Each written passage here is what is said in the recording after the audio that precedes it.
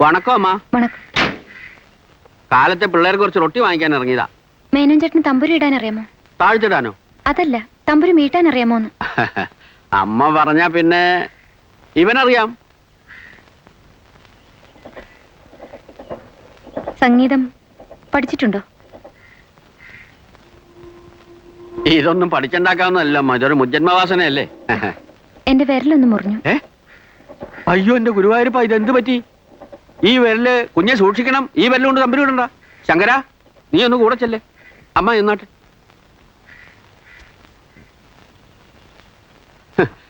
പണ്ടൊക്കെ ശങ്കരൻ തെങ്ങയിലാന്നായിരുന്നു ചൊല്ല്. ഇപ്പതേ മേനോനാ തെങ്ങയില്. എന്ത് ചെയ്യാം, റൊട്ടി വാങ്ങിക്കൽ വീണ്ടും നമ്മുടെ തലയിൽ തന്നെ.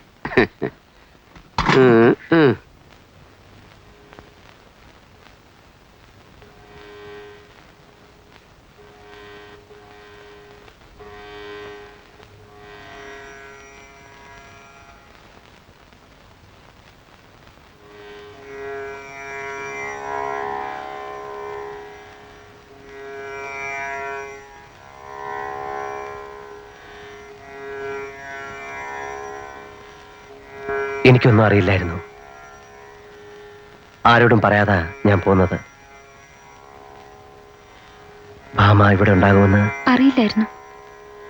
ഞാനിവിടെ ഉള്ളതുകൊണ്ട് ഇവിടുന്ന് ആരോടും പറയാതെ പോകും അല്ലേ? പോകരുത്. വെറുതെ ഇങ്ങനെ കാണാനെങ്കിലും സാധിക്കുമല്ലോ. സ്വാമിക്ക് സുഖല്ലേ? ആർക്ക്? ഭാമയുടെ ഹസ്ബൻഡിന്. ഒരേ ഗ്രാമത്തിലുള്ളവർ പട്ടണത്തിൽ വെച്ച് കണ്ടുമുട്ടിയാൽ എന്തെങ്കിലും കുശലം പറയണമല്ലോ അല്ലേ? പറയാം. സ്വാമിക്ക് സുഖം. സ്വാമിയുടെ ആദ്യ ഭാര്യ കസ്തൂരി അമ്മാളിനും സുഖം.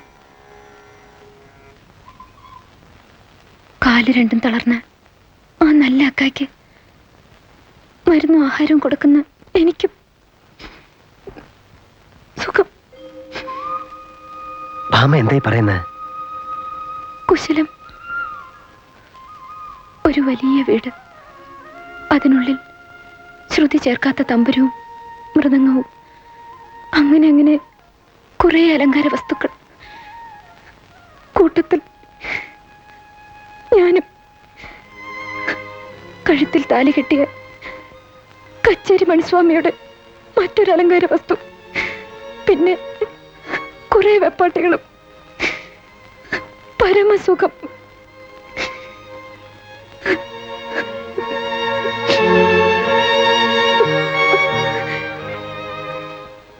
എവിടുന്ന് ഇനി പോകരുത്. ഞാൻ മനസ്സിലാക്കിയ ഈ പട്ടണത്തിൽ തെറ്റുകളും ശരികളുമില്ല. പരിചയക്കാരായി കുറെ ദുസ്വപ്നങ്ങൾ മാത്രമേ ഉള്ളൂ.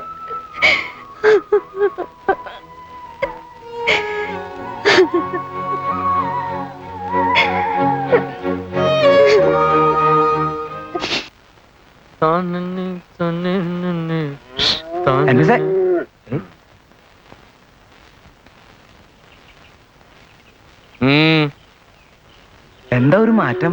ഈ വഴിയിൽ നിന്ന് എന്നോട് സംസാരിക്കാൻ എനിക്ക് ഇഷ്ടമല്ല. എന്നെ കാണണമെങ്കിൽ എന്റെ ഓഫീസിൽ വരും. ഏതാ ഓഫീസ്? ഈ സ്വാമിയുടെ കയ്യും കാലും തിരുമി വിഴുങ്ങുന്നതിനിടയ്ക്ക് വല്ലപ്പോഴും തെരുവിലൂടെ ഇറങ്ങി നടക്കണം. ഞാനിപ്പോ ഇങ്ങോട്ട് താമസം മാറ്റി. എവിടേക്ക്? വാസുദേവൻ ഭാഗവതർ താമസിച്ചിരുന്ന വീട്ടിൽ. കുടിയേറിയതാവും. അല്ല, ദരിദ്രരായ വാസനയുള്ള കലാകാരന്മാരെ കഥാപ്രസംഗം പഠിപ്പിക്കാൻ. എന്നെയും കൂട്ടുവോ? ദരിദ്രനാണ്, തെണ്ടീന്ന് വേണമെങ്കിൽ പറയാം. ഉം. വാസന അത് നമുക്ക് ഉണ്ടാക്കാവുന്നതല്ലേ ഉള്ളൂ. വൃത്തിയായിട്ട് നടന്നാ പോരെ. ഈ സഹസ്ര സ്വാമിയുടെ അടുത്തുനിന്ന് രക്ഷപ്പെടാലോ എന്ന് വിചാരിച്ചിട്ടാണ്. എന്നെയും കൂട്ടില്ലേ പ്ലീസ്? ആ, അങ്ങനെ വഴിക്കുക. താനെന്നെ തന്നെ ഇതിനും മേലെ ഇവിടെ തന്നെ കൂടുക. താനെന്നെ തന്നെ കൂടിക്കോ. ആ. എടാ ജോസഫ്, എന്തേ? எங்க போன? ഞാൻ ഇവിടെ ഉണ്ടായിരുന്നല്ലോ. அந்த அதிக பிரசங்கியோட நீ பேசிக்கிட்டு இருந்ததெல்லாம் நான் கேட்டுக்கிட்டு தான் இருந்தேன். എല്ലാം കേട്ടോ? பாட்டோட ആഹാ. இதுதான் பாட்டு இல்லையாடா ஜோசப்? അങ്ങനത്തെ പാട്ടുണ്ട് ഇത്ര. ഗേറ്റ് വന്നിട്ട് ഇവിടെ വന്നിരിക്കുന്നോ? ഓടാ മുത്തുകൃഷ്ണങ്കെ ഉള്ള ഇருக்கு. അവനെന്താ ഉള്ളിലൊരു രഹസ്യം? ഇനി അറിയിച്ചിട്ട് ഒരു കാര്യവുമില്ല. അച്ഛൻ മരിച്ച വിവരം അറിയിക്കാതിരിക്കുന്നത് മഹാപാപമാണ്. ശങ്കരൻ ഇവിടെയുള്ള വിവരം ആർക്കും അറിയില്ല.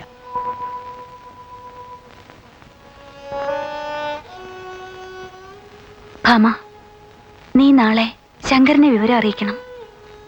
അക്ക, ഭാഗവതർ മരിച്ച വിവരം ശങ്കരനോട് ഞാനിങ്ങനെ...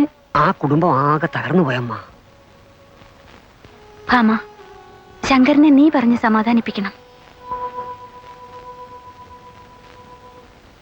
അങ്ങനെ എല്ലാവർക്കും തിരിഞ്ഞൊരു ബന്ധമല്ലേ? സ്വാമിയുടെയും ഭാമാവുടെയും കല്യാണത്തിക്ക് അപ്പുറന്താ ശങ്കരൻ ഗ്രാമം വിട്ടത്.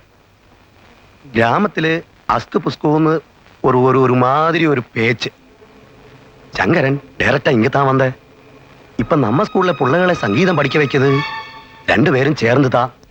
ആനാ എനക്കൊരു സന്ദേഹം. സ്വാമി കൊഞ്ചം ഗവനിപ്പ് വെച്ചേക്കണം.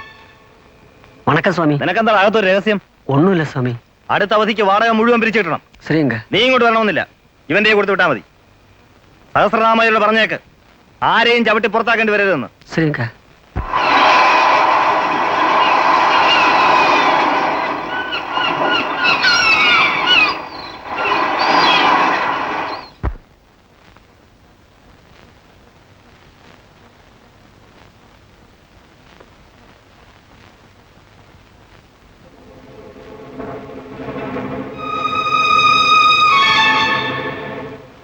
നീയൊന്നും കഴിക്കുന്നില്ലേ? വേണ്ടക്ക. അക്ക, സ്വാമിക്ക് എന്തോ സംശയമുള്ളത് പോലെ. ഏയ്, നിന്റെ തോന്നല. പോയിട്ട് വാ. അക്ക, എനിക്കൊന്നും അറിഞ്ഞൂടാ. സമാധാനത്തിൽ കാര്യങ്ങൾ പറഞ്ഞ് ശങ്കരനെ മനസ്സിലാക്കണം. ഞാൻ എങ്ങനെ പറയണം? പറഞ്ഞേ പറ്റൂ. ശരിയക്ക. ഭാമ, ഒരു വീൽ ചെയറിൽ തളർന്ന ശരീരവും ഉറച്ച മനസ്സുമായി കസ്തൂരി എന്നൊരു സഹോദരി കൂടി ഇവിടെ ഉണ്ടെന്ന് ശങ്കരനോട് പറയണം.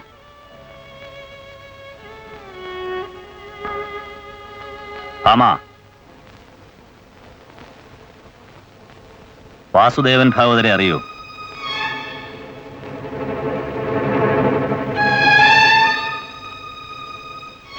അറിയോ? അറിയും. അയാൾ മരിച്ചു. അയാളുടെ മകൻ ശങ്കരൻ ഞാനറിയാതെ നമ്മുടെ സ്കൂളിൽ ഒളിച്ചു താമസിക്കുന്നുണ്ട്.